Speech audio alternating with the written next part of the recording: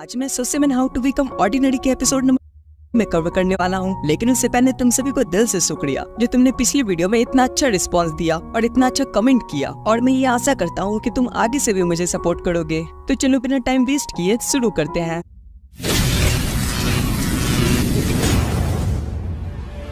करते हैं। मुझे शक है ये रीजन हो सकता है ये सोचते हुए कि ये एक डिडक्शन है। तो पिछले एपिसोड में हमने देखा कि ओसानाई को उसकी साइकिल वापस मिल जाती है, लेकिन वो इससे खुश नहीं होती क्योंकि उसे चाहिए था बदला। कुबाटो-कुन केंगो से मदद मांगने जाता है कि वो ओसानाई का बॉडीगार्ड बन जाए, पर वो मना कर देता है, जिससे कुबाटो-कुन उसे बताता है कि एलिमेंट्री स्कूल से ही लोग मुझसे नफरत करते हैं क्योंकि मैं उनके प्रॉब्लम्स को सॉल्व कर देता था। पर केंगो उससे कहता है, पर मैंने तो तुमसे कभी नफरत नहीं किया। कुबाटो-कुन केंगो से शर्त लगाता है कि ओसानाई ने उसकी बात मान ली तो ठीक है, वरना मैं तुम्हें बताऊंगा कि मुझे क्यों लगता है कि ओसानाई खतरे में है। और अब आगे कुबाटो-कुन केंगो से कहता है साकागामी ड्राइविंग स्कूल जाने की कोशिश कर रहा था। केंगो कहता है पिकअप बस लेने का ये मतलब नहीं कि वो ड्राइविंग स्कूल ही जा रहा होगा, ये भी तो हो सकता है कि उसने बस इसलिए पकड़ी हो क्योंकि उसे उधर ही जाना था। कुबाटो-कुन कहता है लेकिन ड्राइविंग स्कूल किसी को अंदर आने नहीं देंगे अगर वो एनरोल्ड नहीं है। केंगो कहता है अब ये कैसे पता चलेगा कि वो ड्राइविंग स्कूल जाता है कि नहीं। कुबाटो-कुन सोचने लगता है और उसे याद आता है उसका बैग नहीं, वो एक फोल्डर था। केंगो कहता है समझ गया, जब तुमने ये बोला तो मुझे याद आ गया कि मैंने भी किसी को व्हाइट फोल्डर के साथ बस में चढ़ते हुए देखा था। कुबाटो-कुन कहता है हाँ, तो इसका मतलब साकागामी अपना ड्राइविंग लाइसेंस लेने की कोशिश कर रहा था, लेकिन क्यों? या फिर हम ये भी कह सकते हैं कि वो अपना लाइसेंस कहाँ यूज करेगा, वो क्या कर सकता है उससे?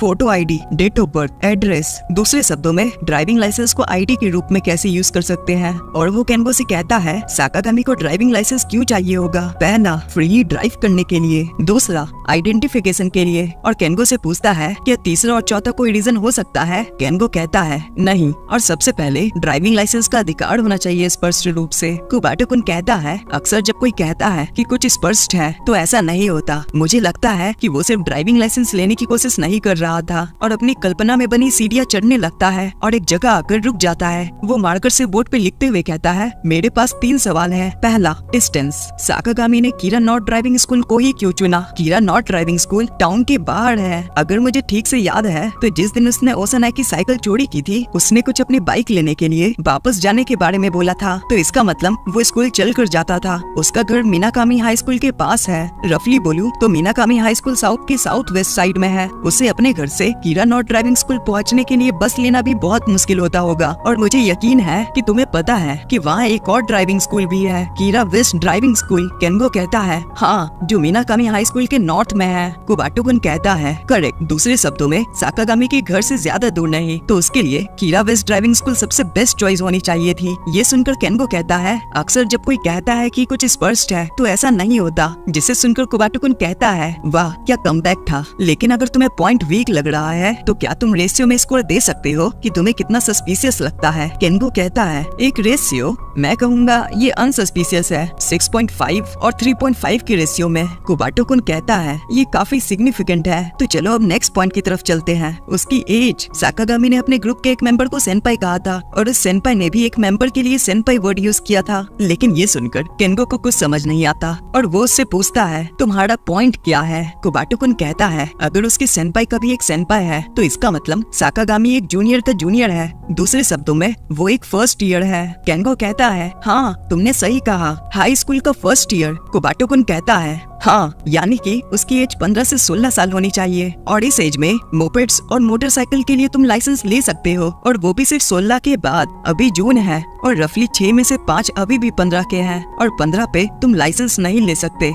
मतलब ये अभी भी अनसस्पिशियस है 1 और 5 के रेशियो में। तीसरा पॉइंट, उसका कैरेक्टर नेचर। मान लो वो 16 का है। अब साकागामी जिसने बाइक चोरी करने की हिम्मत की थी ड्राइविंग स्कूल के लिए लेट था, पिकअप बस पहले ही निकल चुकी थी, उसके पास सिर्फ एक ही तरीका था अगले स्टॉप तक पहुंचने का, बाइक चलाकर। पर सवाल ये है कि उसने उस दिन मिस क्यों नहीं किया? केंगो कहता है शायद उसे जल्दी थी किसी वजह से अपना लाइसेंस लेने की। कुबाटो-कुन कहता है वो वजह क्या हो सकती है? तो इसका सिंपल सा सोल्यूशन है, कोई उसे फोर्स कर रहा था अपना लाइसेंस लेने के लिए। ये सुनकर केंगो कहता है कोई उसे फोर्स कर रहा था, लेकिन उसको क्या फायदा होगा? कुबाटो-कुन कहता है वो तो मुझे नहीं पता, वैसे मैं चाहता हूँ तुम इवेल्युएट करो कि ऐसा क्या सस्पिशियस है एक बाइक चोर का इतना सीरियस होना अपने लाइसेंस को लेने के लिए। केंगो कहता है मुझे सोचने दो, अनसस्पिशियस बाय 7:3। कुबाटो-कुन बोलता है ओके तो चलो ट्राई करते हैं, तुम कैलकुलेट करना कि तुम्हें कितना सस्पिशियस लगता है। पहले तुमने ट्रस्ट किया साकागामी के रीजन 65% के रेशियो में, फिर तुमने कहा 1:5 जो कि लमसम 15% होते हैं, और तीसरा 70%। और उससे पूछता है केंगो तुम्हें किस रेशियो से सच में लगता है वो सिर्फ लाइसेंस लेने की कोशिश कर रहा था। बेसिकली वो उससे पूछ रहा है कि इन तीनों कारणों में से किस कारण से वो लाइसेंस लेने की कोशिश कर रहा है, और कहता है ये 0.077 है, तकरीबन 8%। दूसरे शब्दों में तुम 92% सस्पिशियस हो साकागामी के रीजन पर, तो अब तुम्हें यकीन है? केंगो कहता है अबे यार तुम हमेशा से ही ऐसे रहोगे, तुम सच में एक एसोल हो।